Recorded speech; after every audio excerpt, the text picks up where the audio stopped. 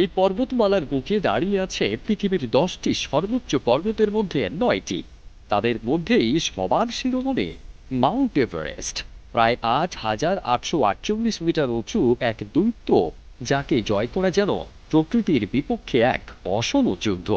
কিন্তু এভারেস্ট একাই নয়, তার পাশে দাঁড়িয়ে আছে আরও কিছু বিশাল শৃঙ্গ, যেন তারা পরস্পরের প্রতিদ্বন্দ্বী, আবার কেউ কেউ পরম বন্ধু। কেটু, যাকে বলা হয় স্যাভেজ মাউন্টেন, তার উচ্চতা 8,611 মিটার। এটি যতটা উচ্চ তার চেয়ে বেশি ভয়ঙ্কর।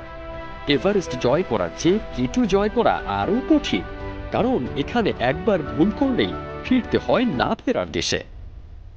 8,586 মিটার উচ্চতার আরেক কিংবদন্তি কাঞ্চনজঙ্ঘা, যাকে হিমালয়ের পবিত্র পাহাড় বলা হয়। স্থানীয়দের বিশ্বাস এটি দেবতাদের বাসস্থান, তাই আজও কেউ এর চূড়ায় দীর্ঘ সময় অবস্থান করেন না।